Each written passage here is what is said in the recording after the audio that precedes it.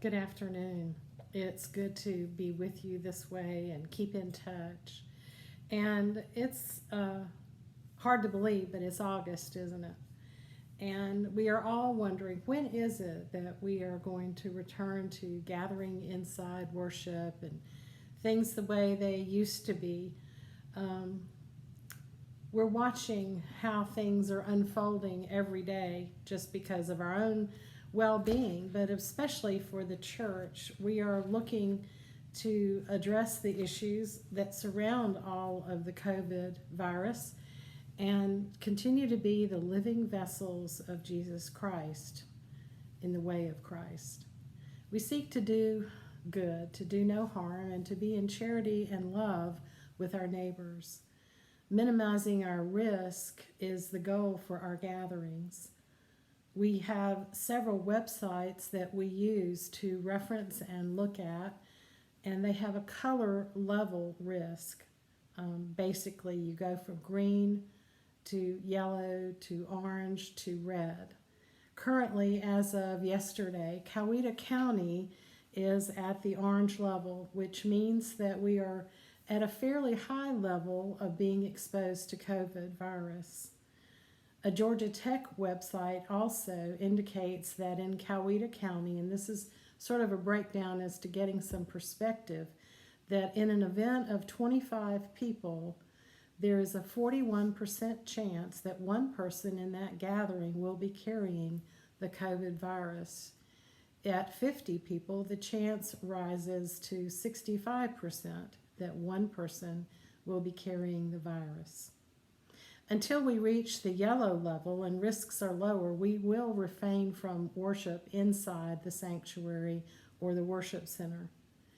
When we do, we can expect to continue to use the same protocols that Church Council approved, which our health and welfare team created. And when we're at the green level, and folks, we will get there one day, we will be able to forego these practices. Our community of faith is facing real significant challenges during this time to both our spiritual and our financial landscape. Until July, our giving was on target, in fact, amazingly generous. Unfortunately, July dropped in an unexplained way to over $7,000 below our needs and budget. Early on, before this has occurred, even as we were entering into that March season of closing the time of worship together, Finance requested that all the areas of the church ministry would be very careful in their spending, which they have done. However, in this deficit of just July, we have to give it some more attention.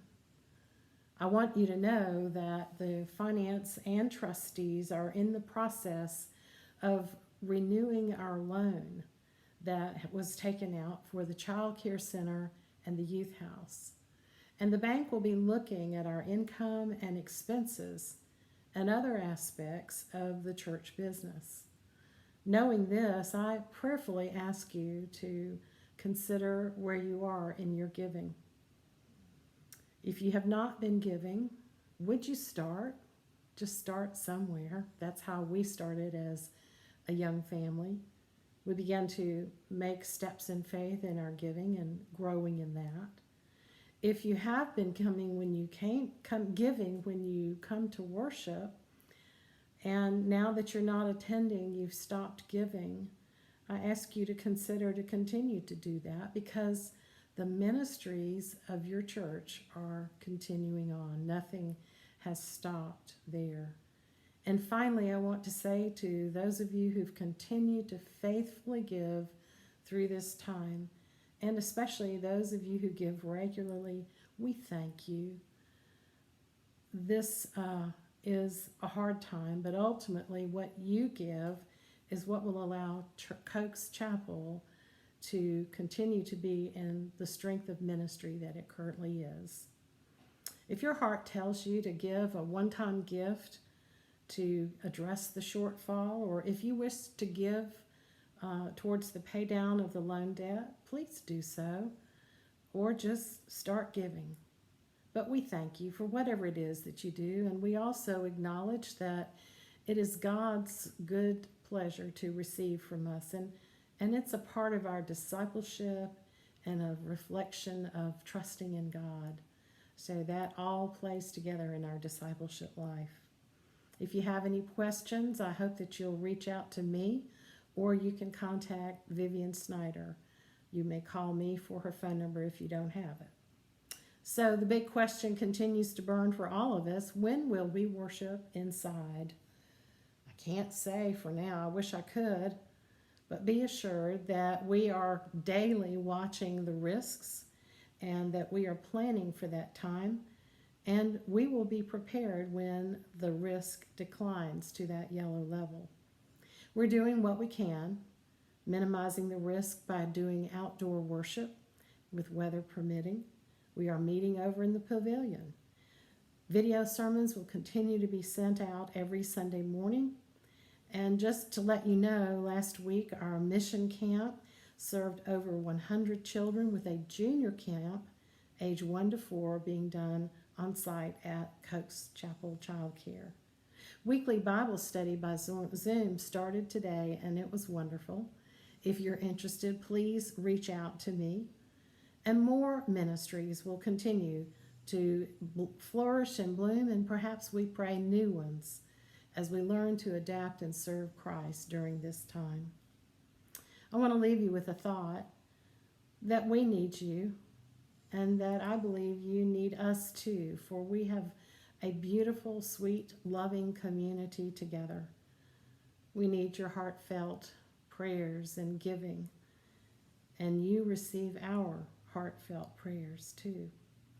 This time will pass. I'm confident in that.